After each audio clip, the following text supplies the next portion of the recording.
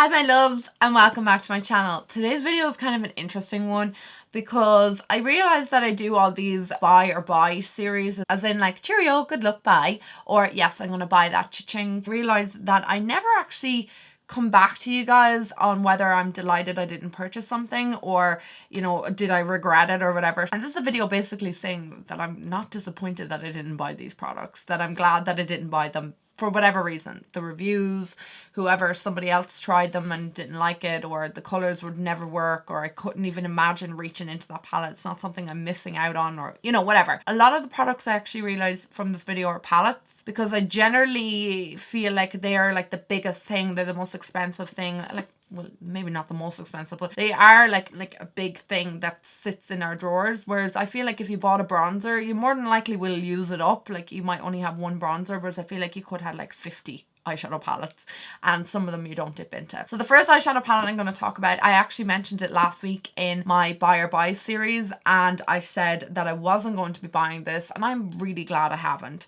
Since making that video, tons of tutorials, tons of reviews have come out about it, and everybody's kind of saying basically the same thing, that it's not a good palette, don't buy it, don't waste your money on it. And that is the Norvina palette. And Norvina is the daughter of the creator of Anastasia Beverly Hills, and she came out with her own palette, and because of Norvina, the way she appears, like she's quite like out there, and she's like cool hair and stuff like that, this was the type of palette that you could just imagine her coming out with, and it looks great and everything. She, after coming out, so it's not something that I'm ever going to purchase at this stage. If I haven't bought it now, I'm not going to buy it down the line. So I don't regret not buying it on the first day that it came out or since that, because I feel like every tutorial I'm seeing with it, every person talking about it is kind of like slating it or not liking it. Anybody who is liking it for reasons I would dislike it. So I'm glad I didn't buy it. I'm glad I didn't spend 40, well, I think it's like 45 euro or something like that, and then shipping, whatever. I've also seen a lot of people saying they've returned their Norvina palette because they didn't like the way it performed.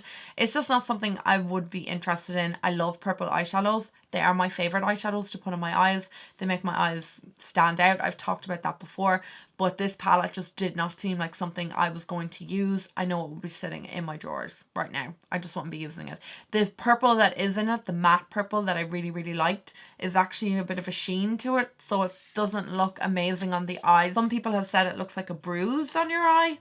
I'm sorry to anybody who wanted me to review it. There are amazing reviews out there. Like Samantha Ravendall did a review that kind of like solidified to me why I'm not going to be buying it, and I reckon you should check out her review because she's pretty honest and she gives it a fair review, and I think most points that she made in it were probably pretty valid and reasons to why I would not like it. The next product I'm glad I didn't buy was the MARC Jacobs Seamless Foundation. I love the MARC Jacobs Remarkables, one of my favorite foundations ever. When the Seamless Foundation came out, it was supposed to be like a lighter coverage, something not as heavy as the Remarkable, which is like, oh my god, it's like cake in a bottle. If you apply too much, you will actually have cake face. I feel like the Seamless Foundation was kind of like a lighter consistency. I didn't buy it because it wasn't something that appealed to me. I have noticed since not buying it, it's kind of disappeared off the radar. Anybody who was raving about it is not raving about it anymore. A lot of people were brought on brand trips for that foundation coming out and they loved it at the time, and that's spoken about. It's not somebody's foundation that you see them doing their everyday foundation look with. I have had a little bit of a look around YouTube to see when the last time people have mentioned it, or, you know, the way you can search for a product, and it hasn't been really coming up lately and people haven't really been using it. So I'm glad I didn't buy it because it just seemed like a kind of a product that has just gone by the wayside, and it's an expensive foundation as well, so you know, that's another reason. Okay, another product I'm so glad I didn't buy, so glad, is the Urban Decay Backtalk palette. I had mentioned this, I think, in my buy or buy series back in March, and I said that I was probably going to pass on it just because the shadows look lovely and everything, but it's just not something that really appealed to me. It didn't stand out. I didn't get an awful lot of inspiration when I saw it, and it's a lot of people's reviews as well. A lot of people said that it wasn't great, they didn't like it, they wouldn't recommend it, they wouldn't use it, and it was just kind of like a dud palette for a lot of people. Some people said the pigmentation wasn't great. I had seen a ton of reviews at the time because I was avidly watching YouTube back then, whereas now I feel like I actually need to make time to watch YouTube and sit down. It's usually in the evening time because life's gotten a bit busy lately. But anyway, I feel like nobody talks about it anymore. It's like gone by the wayside, nobody uses it, and you know, I'm glad I didn't buy it because I would find it very difficult every day buy a palette that doesn't inspire me to actually use it and, you know, pick it up even once a week. I just find that I just wouldn't do that. So therefore, glad I didn't get it. The next product I'm so glad I didn't buy is the KKW highlighting palette. Again, same reason that I didn't buy any of the Kylie Jenner highlighting palettes, not because I don't like the people behind it, because I found that when the reviews actually came out that the highlighters seemed to be a bit ashy, a little bit sparkly, some people had said, and they weren't the best formula. And also the price of them was pretty high at the time. I can't actually rightly remember. Hang on till I get it up on my phone. I might be able to find the price for you. But I think they were like $42 or something like that, which converted to euro is about 38 euro, 39 euro. In some of the palettes, there was only maybe one shade that I would have gone for, and obviously in the deeper highlighting palettes, you know, I wouldn't have been picking them up anyway, and just feel like I just wouldn't have gotten enough use out of it to justify buying it. Okay, the next product that I am super glad I didn't buy was the Huda Beauty Rose Gold Remastered palette. I had contemplated whether or not I was going to buy this. I tried the Rose Gold palette initially and I actually really liked it. And then I saw reviews on the remastered palette. I think it was Casey Holmes or somebody, can't remember exactly who, put out a tutorial on it, and they were struggling with it. They really were struggling with the palette, and they said that the original rose gold one was better, and don't know why that they changed something or, you know, fixed something that wasn't already broke. Also, a lot of people felt a little bit kind of like, well, I spent money on the rose gold palette, now you're just continuing and you're bringing out a remastered version of it, like why? Some people kind of felt a bit like that, and I understand that completely. At least Huda Beauty is honest when she says something's limited edition, it actually is. You don't see it for like 10 years down the line, but I just didn't feel like the rose gold palette needed to be remastered. I just am glad I didn't get it. Any of those foiled shadows that she was like, or not foiled, they were like glitter, loose glitters that she was kind of like famous for, she kind of changed them out for more like shimmery shadows. I just really wanted to be selective with the eyeshadow palettes that I buy, and lately nothing has really stood out to me and inspired me that much that I wanted to purchase it,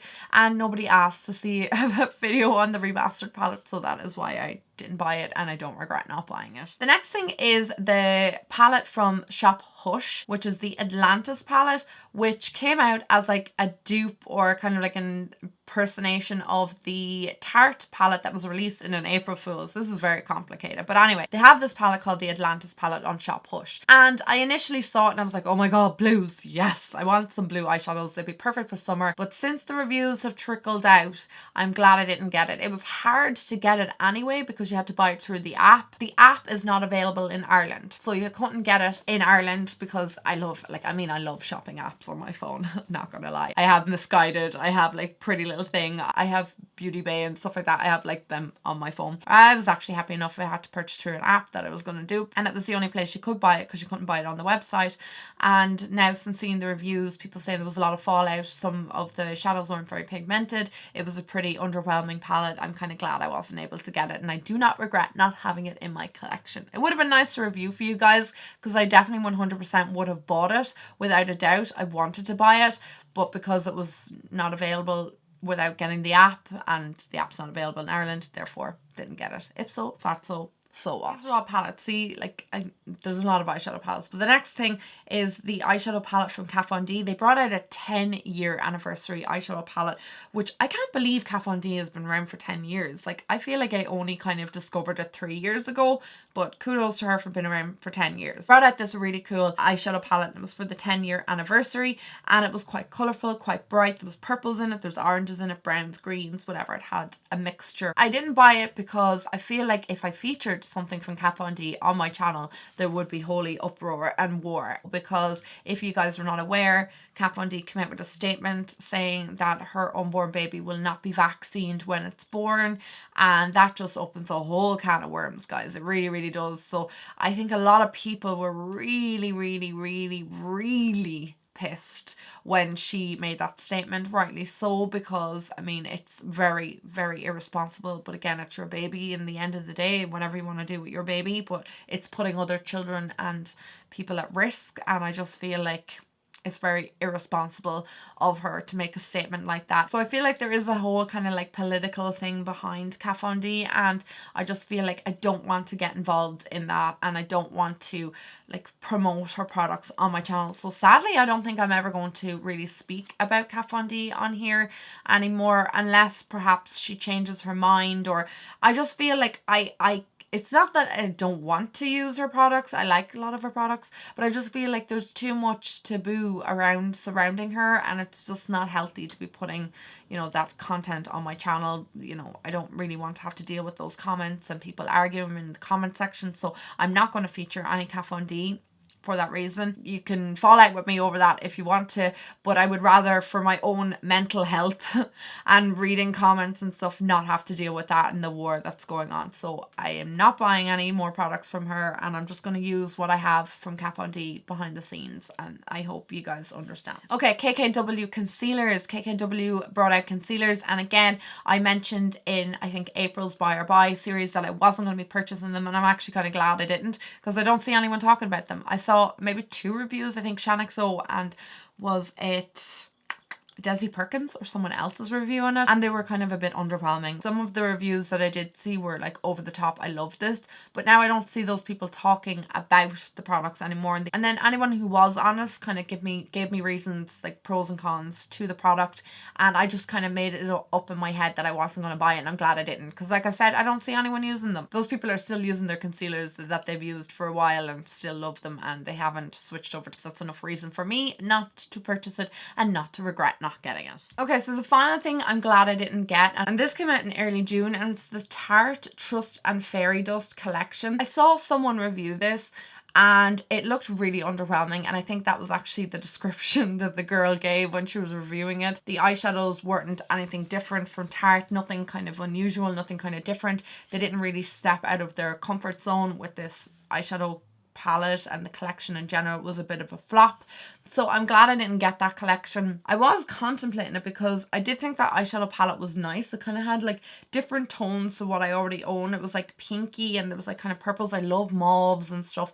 But after seeing the reviews in it, the swatches and stuff, I'm glad I didn't get it because it looks a bit underwhelming.